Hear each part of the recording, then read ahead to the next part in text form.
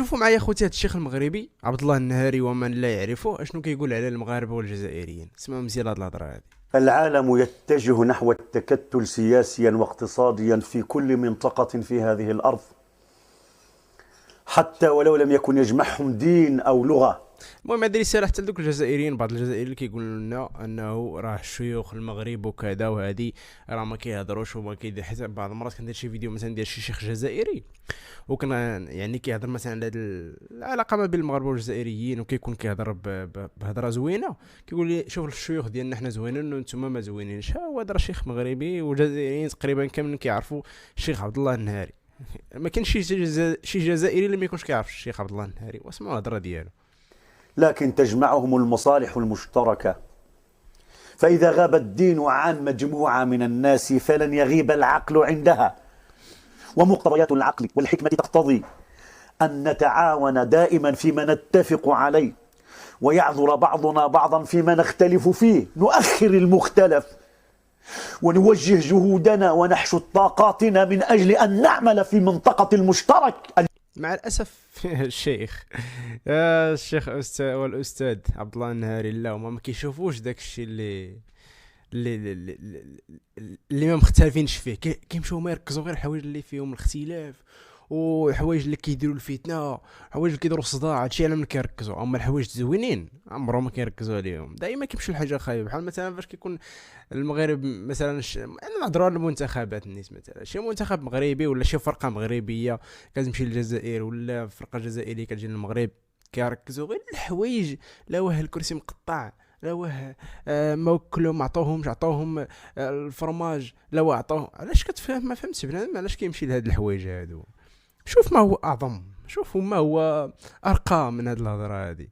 كتمشي تشوف كرسي لا حول ولا قوه الا بالله. جامع وما أكثر ما يجمع الناس. ألم يقل الله عن الناس كل الناس أن ربكم واحد وأصلكم واحد، بنو آدم كلهم لآدم وآدم من تراب. ألم يقل الله تعالى في مسألة إقامة جسر التواصل بين بني آدم كلهم يا أيها الناس إنا خلقناكم من ذكر وأنثى وجعلناكم شعوبا وقبائل لتعارفوا إن أكرمكم عند الله أتقاكم. ألم يكن أعظم ما يتقرب به العبد إلى الله هو محاولة جمع الناس وقلوب الناس على الخير؟ هذا الشيء اصحاب الفتنه واش ما كتفهموش؟ يمكن ما كتستوعبوش هاد الهضره هذه. اصحاب الفتنه واش هاد الهضره كتجيكم كيهضر بشي شينويه، كيهضر بشي صينيه، شي حاجه اللي ما كتقدرش تفهموها، كتجيكم تخربيق. لا هذه راه هضره كيهضر بالدارجه، كيهضر باللغه العربيه، يعني اي واحد يقدر يعرفها، لا مغاربه لا جزائريين. هذا الشيء ما كتقدروش تفهموه، ما كتفهموش. لم يكن ولي الشيطان الأكبر هو من يعمل. وحتى الفيزازي انت واش ما كتفهمش هذا الشيء؟ الفيزازي الفيزازي ما كتفهمش هذا الشيء. على تشتيت الجماعة انطلاقا من نواتها الأولى الأسرة، ثم الحي، ثم المدينة، ثم الدولة، ثم الأمة، ثم البشرية أجمع. ألم يكن رسول الله صلى الله عليه وسلم، صلوا على النبي اخوتي، صلوا على النبي، صلوا على النبي، صلوا على النبي. وانت ما بغيتش تكتبها في التعليق غير صلي على النبي بفمك، يعني باش ما تقولش راه بغيت انا التعاليق ولا شوف، غير صلي بفمك، هذا هو الهدف. خير الخلق. اما اللي كتبها وبغي كاع من غير صلاه على النبي وبغي يكتب شي حاجه زوينه فخذوا راحتكم. أعظم عمل قام به هو أن يجمع بين حيين من العرب في يثرب قبل أن تسمى المدينة، وكانوا يتقاتلون ردحا من الزمان على أمور تافهة، فجمعهم رسول الله على الإسلام. يا رسول الله صلى الله عليه وسلم. جيت تشوف اش راه واقع لنا حنا في المغرب والجزائر. لا ما كيتخاصموا، لا ما كيتضاربوا على قفطان ولا طاجين على كسكسو، على جليج. الله الله الله. ما كيقول لك راه واش جليج ديالنا، والله الا ديالنا، وينوضوا يدابزوا ويتخاصموا ويتعايروا بيناتهم ويجبدوا الاصول والشهداء ويسبوا شهداء ويسبوا يجمعوا الامه كامله انهم يهود وهادي وابناء كيكفرك وشحال من حاجه على من على قفطان على طاجين. اي الله الا زعما ولينا ضحكه حق الله. فكان هذا من أعظم المنجزات لكي يجمع أيضا الأنصار مع المهاجرين في بوتقة واحدة في صف متراص تحت عنوان الأخوة في الله، الأخوة في الدين. انا الهضره خصني سمعتها في زازي واقيلا. بارطاجيو اخوتي الله يجازيكم بخير، بارطاجيو هذا الفيديو، بارطاجيوه وعطونا. شوف حتى اللايك ديالكم راه كيساهم في نشر الفيديو، عطونا اللايكات والبارطاج، هاد الرساله خصها توصل. سير في زازي. هادشي ما يمكن ما عمرك قريتو ياك. الجزائريين اعداء، الجزائريين اعداء. انا ما فهمتش شي واحد مسلم كيقول لك خوتي مسلمين حدايا او جيراني اعداء. هذه ما انا ما باش تفهمني، هذه والله ما بتفهمني. ولا يقول لك انا ناكل التمر ديال اليهود وما ناكلش ديال الجزائر. اخويا والله لا راه اسطاج الوحش. الله المستعان. انا ما انا هيلداوي يعني كنهضر. جاءت آصرة العقيدة والدين لكي تمتن أواصر البشرية والآدمية، فنحن نجتاز حينما نذكر المسلمين قضية الاجتماع على المصلحة إلى قضية اجتماع على الدين، على الملة، على القبلة، على النبي، على المرجعية، على الهدف، على المصالح المشتركة. فما يجمع البشر في مجال المسلمين هو أعظم بكثير مما يفرق بينهم. قولوا اسمع اصحاب الفتنه، واش هذا الشيء ما كتفهموش؟ بسيطه بسيطه، ما كاينش شي حاجه معقده ولا راه لا اله الا الله محمد رسول الله صافي مثالي كلش. ما نزيدش انا نفكر في شي حاجه اخرى ابار كاع الجيران، ابار اللهجه اللي ما كتفرقش ما بين المغرب والجزائري تقريبا في اللهجه، ابار الثقافات والتقاليد، ابار الدم اللي كان مشاركينه. هذا الشيء ما كيدخل لهمش للراس يا خويا. دوك اصحاب الفتنه اللي كيبغوا غير يربحوا واخا بالحرام، راه ما كاينش فرق بينك وبين واحد كيبيع الشراب. يعني باش تفهم كتربح بالحرام، راه الحرام حرام. واش فهمت؟ هذاك اللي كيدير الشراب الله اعلم عاد تلقاه احسن منك، لان هذاك ما كيديرش الفتنه ما بين المسلمين. انت راه كدير الفتنه وديك الفتنه راه تبقى يعني الى ما الله المستعان ما كيفكرش اصاحبي. تخيل ديك الفتنه كدير شحال من كيشوفها، شحال من كدير الفتنه، شحال من بسببك كيولي يكره المغاربه والجزائريين. ما الا كان الجزائر كيكره المغاربه والمغاربه كيكرهوا الجزائريين. يعني هادشي ما كتدخلوش لراسك انت، ما كتدخلوش، ما كتفهموش، ما كتستوعبوش، ما كتبغيش تفكر فيه نهائيا. الكل من يعتقد من المسلمين في عقله أن ثمة شيء يفرق بين المسلمين بعد أن جمعهم الله على هذا الأساس العظيم هو إنسان مخبول في عقله، قليل في إيمانه. عليه أن يراجع الإيمان في قلبه. واخا تشوفوا عنده اللحيه وبيضاء وكبيره وهذه بحال شي وحدين، ما كيعنيش انه شيخ وانه عالم وانه عارف، لا ابدا ابدا ابدا. وأن يراجع ترتيب الأفكار في عقله. لماذا هذا الكلام؟ ولماذا هذه المقدمة؟ أمسكت طويلا عن الحديث في هذا الأمر لعل السكوت يفيد. مع الأسف لا، خصنا نهضروا. لا يفيد، خصنا نهضروا، خصنا نبارطاجيو، خص الرسالة توصل، لأنه أصحاب الفتنة طغاو عيقوا يسحب لهم صافي الحاكمين لازون. لعلي أسمع كلاما طيبا من متدخلين من كل الأطراف لكي يلقوا الماء في النار حتى تطفأ.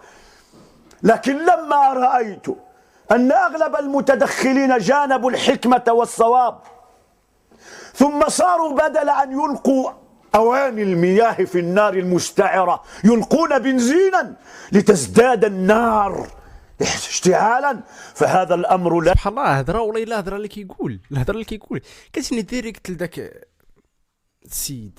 ما فهمتش انا علاش الهضره كيجيني بحال كيهضر عليه. وفوقاش هذا الفيديو من بعد نقول لكم فوقاش هذا الفيديو، هذا الفيديو فوقاش مصور هذا الفيديو غادي نوريه لكم. لا يجوز لنا شرعا أن نسكت. والله الا كيجيني بحال اللي كيهضر عليه، يعني بحال اللي كيهضر على الفيزازي، يعني شان ولا دينا ولا عقلا. فكان لابد للإسلام أن يدلو بدلوه الله، وأن يتكلم وأن لا يكون شيطانا أخرس. ألا إن كلمتي تروم الحديث حول ما حدث مؤخرا من سوء تفاهم بين الجارين الطيبين المغرب والجزائر من خلال تصريحات صارت فرقعات إعلامية استغلها كثير من الناس من الطرفين. كل واحد علاش استغلها، مع الأسف ما كيفكروش اصلا في لا في الدين، لا في الله سبحانه وتعالى، لا في الرسول صلى الله عليه وسلم، لا في الدم اللي مشاركينه، لا في والو. هكا عندهم مصالح صافي خصو يطبقوها. واحد عنده فيديوهات، عنده مثلا واحد القناه ولا واحد الصفحه، الهدف ديالو يربح منها. واحد عنده مثلا واحد الصحيفه او لا واحد مثلا شي منبر اعلامي ولا شنو كيقولوا لهم كاع، ما عرفت اش كيقولوا له. بحال هذاك هو كيهمو هو يتشهر داك القناه ديالو ولا شنو سميتو با. يعني فهمت، كل واحد المصلحه ديالو. كاين المصلحه ديالو صافي يضحك صافي كيعجبو يتفلى ويضحك واخا الفتنه. فرددوها هكذا بسوء طوية وبسوء قصد أو بعدم علم وتقدير لعواقب ما يصدر من الكثيرين، أي أن ضابط الشرع عند هؤلاء يختفي تماما في معالجة القضية، فنسقط عياذا بالله في مفاسد الله أعلم بمداها يجب تقديرها تقديرا شرعيا. وما آلمني أن المتدخلين من الطرفين يقل فيهم الحكماء ويقل فيهم أصحاب بعد النظر، ولا يقدرون حجم الكوارث الممكن ترتبها عن مثل هذه التصريحات الخرقاء. مع الأسف ما كيضربوش الحساب نهائيا.